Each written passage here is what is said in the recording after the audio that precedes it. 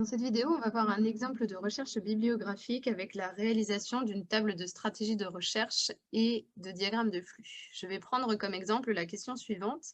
Le fait d'avoir été anorexique à l'adolescence est-il un facteur de risque de développer de l'ostéoporose à la ménopause? Le cas clinique étant une femme qui vient de se faire poser une prothèse totale de hanche avec de l'ostéoporose et on se demande est-ce que, en gros, la fracture peut avoir un lien avec le fait qu'elle ait été anorexique en étant adolescente. Donc, je vais tout d'abord commencer par aller sur PubMed, sur Mesh, pardon, et je vais rechercher les mots-clés dont j'ai besoin. Donc, je vais taper anorexie. Donc là, on me parle d'anorexia nervosa, anorexia. Donc, je vais plutôt privilégier le terme anorexia, a priori.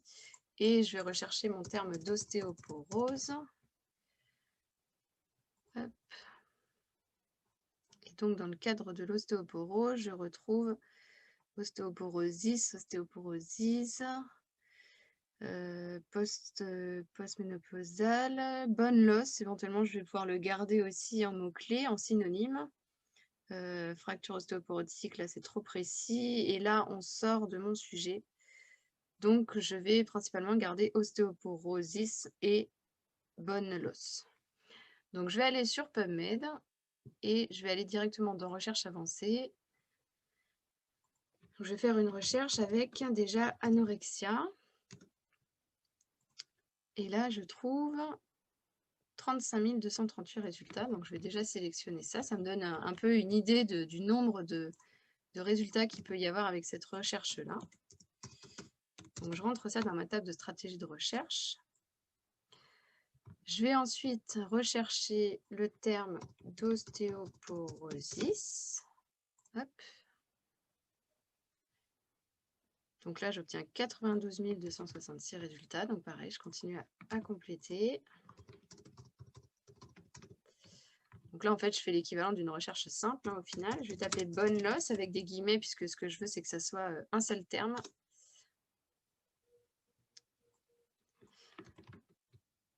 Pareil, je le rajoute. Et donc là, je pourrais essayer de lier les deux éléments. Hein. Je pourrais faire une recherche en faisant anorexia. Alors, je vais peut-être utiliser ce que j'ai en bas. Là, je vais pouvoir faire ajouter à la recherche. Donc, bone loss, je vais faire ajouter avec or. Et là, je vais faire ajouter avec end. Donc, je vérifie que mes parenthèses sont bonnes. Donc, j'ai bien mes deux synonymes ici.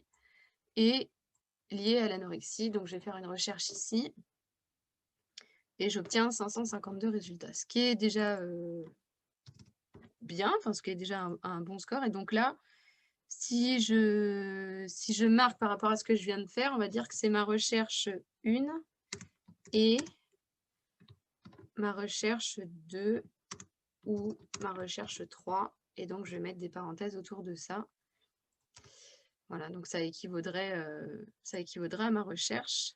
Et donc là, 552 résultats, c'est un petit peu trop par rapport à ce que je recherche. Alors surtout, je ne vais pas sélectionner disponibilité du texte, parce que ça serait une grosse erreur. Hein. Si on recherche par exemple que les textes gratuits, ça nous enlèverait beaucoup de références et on n'aurait pas forcément que les plus pertinentes qui resteraient. Si on regarde un petit peu les titres, on voit qu'il y a quand même des choses qui nous intéressent. Hein. La première, elle serait intéressante, la deuxième aussi. La troisième aussi, donc on va essayer de réduire le nombre de références. Alors, dans le fil traditionnel, déjà, on va sélectionner, en espèces, on va sélectionner que les humains, parce que j'aimerais des études qui ne sont que là-dessus. Et dans les langues, moi j'ai sélectionné anglais, français, espagnol, mais après à chacun de voir la langue qui est parlée. Là, je pourrais éventuellement sélectionner les études qui ont lieu que sur les femmes, mais je préfère garder l'esprit ouvert et voir est-ce que éventuellement dans les études, ça parle des hommes et des femmes en général, ou est-ce que c'est spécifiquement plutôt féminin. Les sujets, je ne vais rien garder, ça non plus. Donc voilà, je vais garder ça. Donc je vais sélectionner uniquement les humains. Donc là, j'obtiens 491 résultats. Donc ça, je vais l'indiquer dans ma table de recherche. 491, c'est ma recherche 4 avec filtre humain. Voilà, c'est une manière de présenter les choses. Hein, on peut le présenter différemment. Et je vais faire la même chose en sélectionnant par rapport aux langues. Donc, je vais sélectionner les 3 en même temps. Éventuellement, je pourrais faire filtre un par un, mais là, je vais essayer de garder, moi, les 3 langues. Et j'obtiens 443. Donc, celui-là, je vais le marquer ici et je vais mettre que c'est ma recherche 5 avec filtre, langue, français, anglais, espagnol. Alors, je vais le garder en français. Hop. Voilà, donc ça, c'est le nombre de résultats que j'ai, a priori des études qui sont intéressantes par rapport à mathématiques, pardon. Donc, autre possibilité pour que je puisse réduire ce chiffre-là là, dans le cadre de mon dossier, je pourrais éventuellement sélectionner des types d'articles.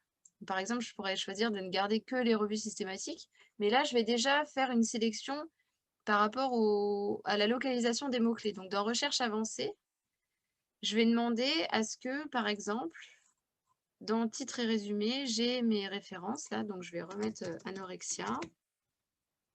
Donc je veux qu'anorexia soit dans le titre et dans le résumé. Et de la même manière, je vais rechercher mon bone loss. Donc là, je vais l'ajouter avec end. Et je vais rajouter mon ostéoporosis, que là, je vais rajouter avec or. Et donc là, je vais vérifier mes parenthèses. Donc, je vais avoir anorexia ici, and, bone loss, or, ostéoporosis. Donc là, j'ai bien ce terme-là d'un côté et ce terme-là d'un autre. Donc celles-là, éventuellement, elles sont inutiles. Donc je vais les enlever.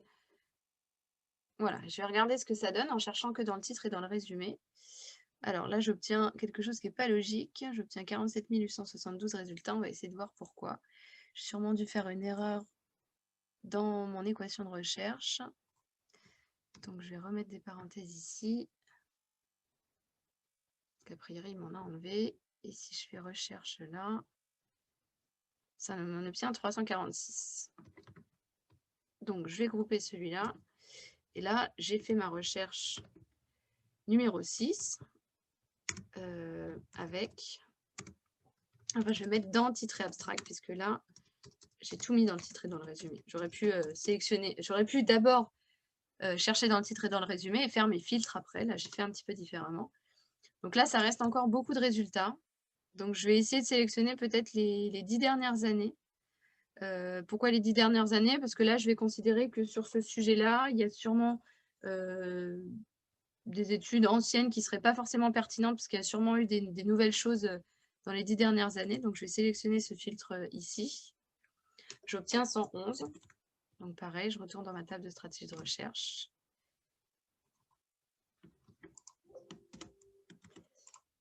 Hop. Et donc là, j'ai fait ma recherche 7 avec filtre moins 10 ans. Donc là, je pourrais utiliser ce 111 là directement dans mon diagramme de flux. Pour le coup, je vais quand même sélectionner les revues systématiques. Donc, je vais garder mon filtre ici et j'obtiens 4 résultats. Alors là, clairement, j'obtiens beaucoup de silence, d'accord? Parce que ça veut dire qu'entre mes 111 et mes 4, j'avais sûrement des études de bonne qualité qui étaient intéressantes. Là, je décide de les enlever, mais j'aurais pu garder mes 111 et après filtrer avec la lecture des titres. Donc là, j'ai ma recherche numéro 8 avec filtre, revue systématique, enfin systématique review.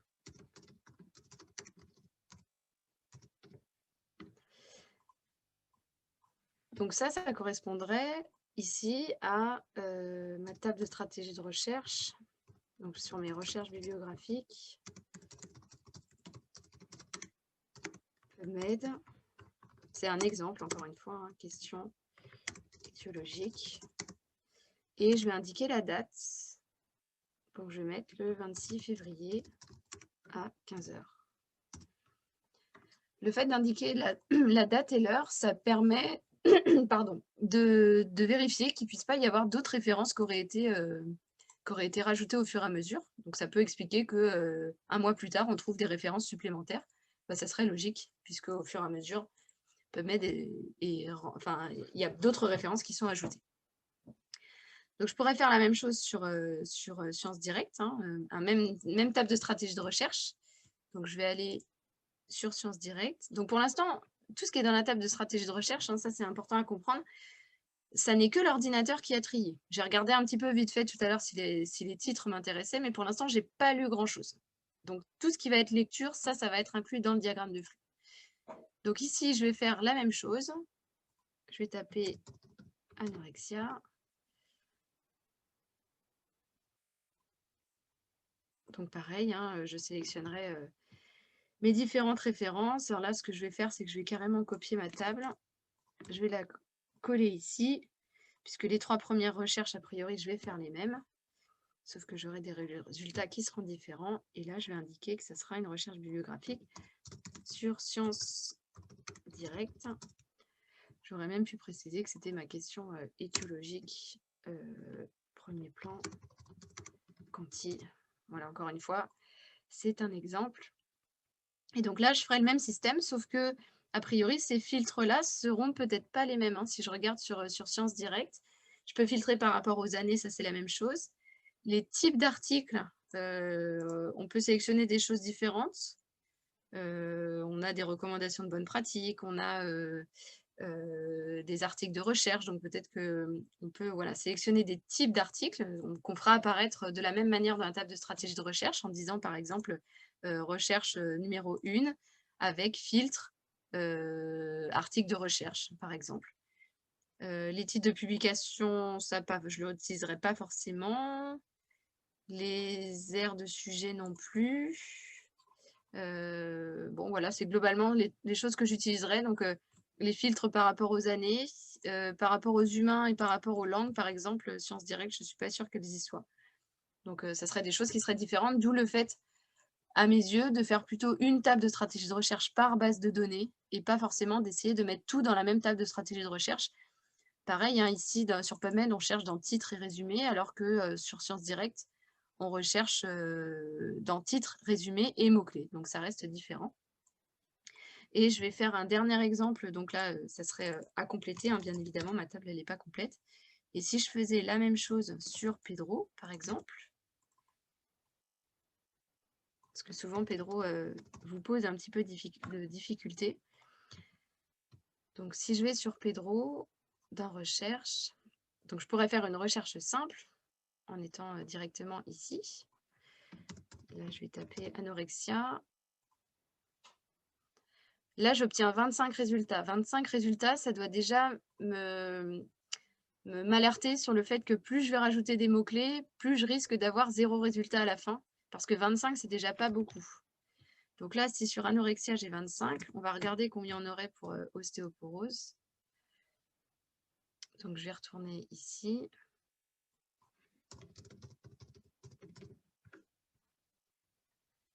Là, j'en ai 486, j'en ai un petit peu plus. On va essayer de voir est-ce que les deux nous donnent quelque chose.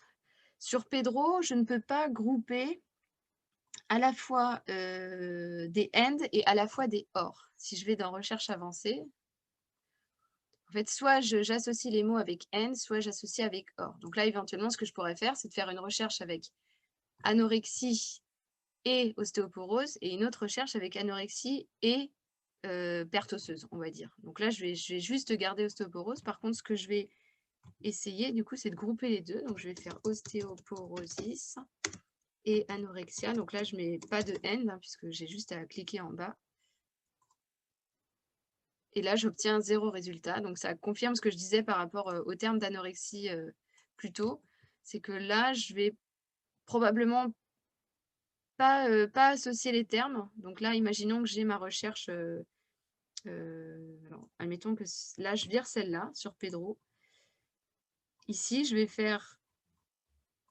Tac. Je vais faire recherche 1, and recherche 2. J'explique en fait comment j'ai fait mes recherches et là, j'obtiens 0.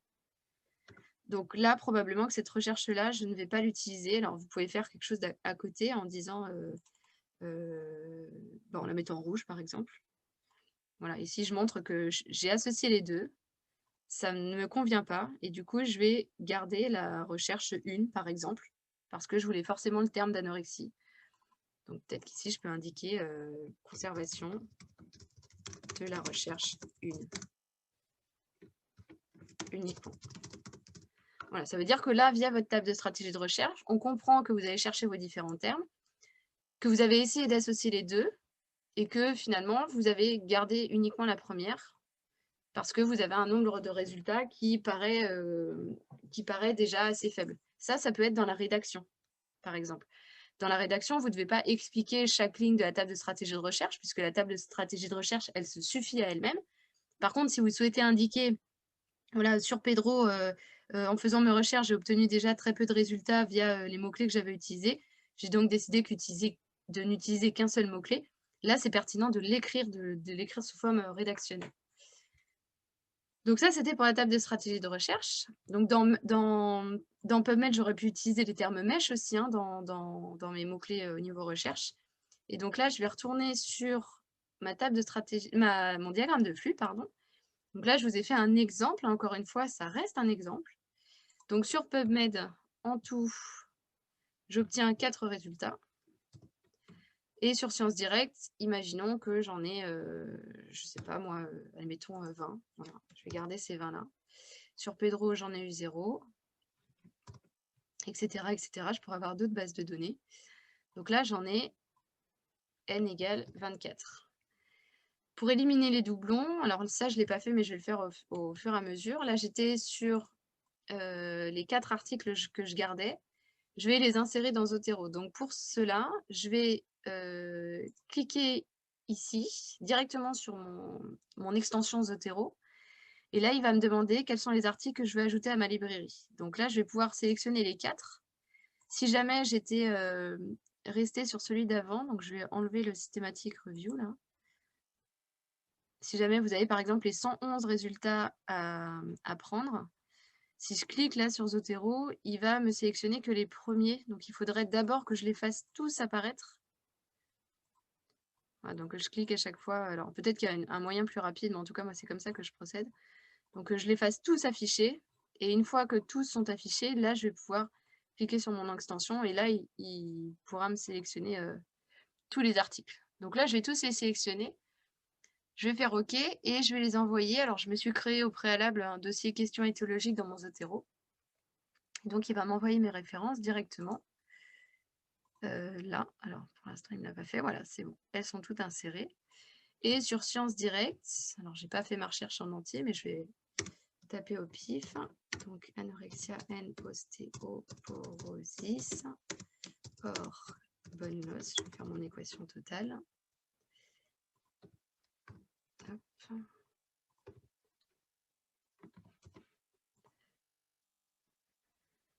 Donc là j'en ai 8874, ce qui est un peu trop.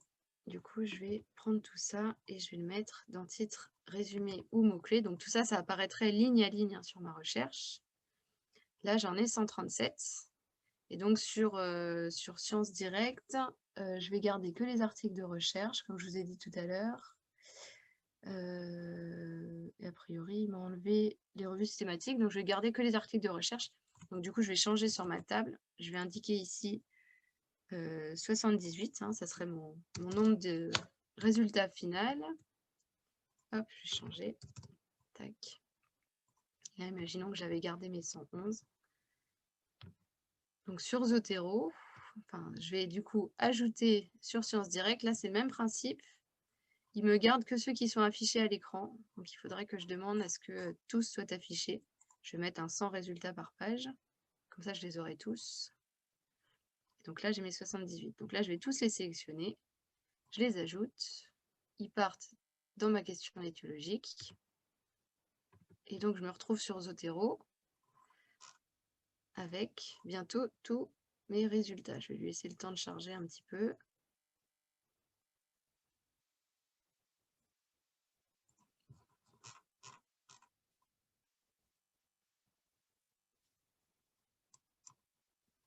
Voilà, donc là, dans les titres de colonne, là, moi, j'ai rajouté catalogue de bibliothèque. Alors, pour l'avoir, il suffit de cliquer sur le petit lien là et d'aller dans plus de colonnes et de sélectionner catalogue de bibliothèque. Ça vous montre d'où vient la référence. Donc là, après, je vais pouvoir trier, par exemple, par titre. Et les doublons, ils vont apparaître là, soit dans ma catégorie doublons ici. Le problème, c'est que j'ai les doublons de tous mes dossiers. Donc si je veux le faire à la main, je vais regarder rapidement ce que j'observe. Hop, je vais remettre par titre. Donc a priori, si j'ai des doublons, ça veut dire que c'est quelque chose qui sera apparu dans Sciences Direct et dans PubMed. Là, par exemple, j'ai quelque chose qui est en double. Donc j'en ai un ici. Donc ça, encore une fois, hein, ça peut se faire, vous n'êtes pas obligé de passer, de tout faire à la main, puisque vous avez la possibilité d'utiliser directement le logiciel. Donc j'espère que j'en oublie pas. Là, j'en ai un deuxième. Donc à chaque fois, on observe bien, hein, Sciences Direct et PubMed, on voit bien qu'ils viennent de deux choses différentes. Là, j'en ai un troisième, un quatrième, etc., etc. Là, vous voyez, par exemple, ici, j'ai deux débuts de titres qui sont similaires, et pour autant, c'est pas le même titre, c'est pas le même auteur. Donc ceux-là, je considère pas que ce sont des doublons. Ce sera peut-être des choses qui seront communes, hein, peut-être qu'il y a un auteur commun, parce que le titre a l'air de se ressembler, mais a priori, je vais garder les deux. Voilà, donc là, il y en a un autre, là, il y en a un autre. Donc globalement, je peux aller assez vite. Donc là, il ne faut pas que je me fasse avoir, hein. Ces deux-là, par exemple, ce ne sont pas les mêmes. Là, c'est pareil, il y en a qui sont en commun. Donc on va dire que là, au hasard, j'aurais sélectionné ceux-là. Donc je vais virer les doublons que j'ai présélectionnés. Et donc, imaginons là sur mon diagramme de flux, j'avais donc un n égale 189. Donc là, après élimination des doublons, j'en ai exclu par exemple n égale 12. Et donc là, je me retrouve avec n égale 177, si je ne dis pas de bêtises. Voilà, donc là, j'ai un grand nombre, mais en gros, c'est comme ça que vous devez procéder. Donc tout ce qu'on a fait jusqu'à présent, on n'a pas vraiment lu. Hein, encore une fois, tout ce qui était dans la table de stratégie de recherche, c'est l'ordinateur qui a travaillé pour vous par rapport à ce que vous lui avez demandé. Les doublons, on l'inclut dans le diagramme de flux parce qu'on est obligé de passer par Zotero et donc on est obligé d'avoir tout sélectionné et envoyé dans Zotero pour avoir cette élimination des doublons. Et puis l'élimination des doublons, elle se fait uniquement quand on a cherché sur les différentes bases de données. Et à partir de cette étape-là, là c'est moi, en gros mon cerveau qui allons travailler, enfin moi et mon cerveau qui allons travailler, où la lecture des titres, c'est moi qui vais pouvoir déterminer est-ce que tel ou tel article, je le garde. Et ce qu'on recommande de faire sur le diagramme de flux, c'est d'indiquer à chaque fois le nombre d'exclusions et les raisons. Alors, pas forcément article par article, hein, même si ça serait l'idéal, hein, ça serait le Graal de dire article 1 exclu car, article 2 exclu car. Mais là, imaginons que j'en garde après lecture des titres 100, on va dire, je sais pas moi, 140. Ça veut dire que j'en ai enlevé 137. J'en ai enlevé 37, pardon. Que je dise pas de bêtises. Oui, j'en ai exclu 37. Et peut-être que là, je vais pouvoir indiquer pas la bonne population. Voilà, imaginons qu'on me parle pas des femmes ménopausées comme moi je cherchais, mais des jeunes anorexiques. Et ben, je vais avoir pas la bonne population, n égale 10. Je sais pas, il peut y avoir d'autres raisons. Donc à chaque fois, on va essayer de grouper par les différentes raisons d'exclusion. Et ce sera la même chose pour la lecture des résumés et pour la lecture du texte intégral. L'objectif étant à la fin d'obtenir un nombre, alors sans ni dire qu'il faut en obtenir qu'un seul ou 3 ou 10, c'est à vous de voir lesquels vous gardez, puisque lorsqu'on vous demande de répondre à votre question, vous devez vous baser sur les articles qui vous semblent les plus pertinents, que ça soit par rapport à la qualité méthodologique, au schéma d'études, au fait que ça soit récent ou pas, et au fait que surtout, ça se rapproche au plus proche de votre question pour pouvoir y répondre. Voilà.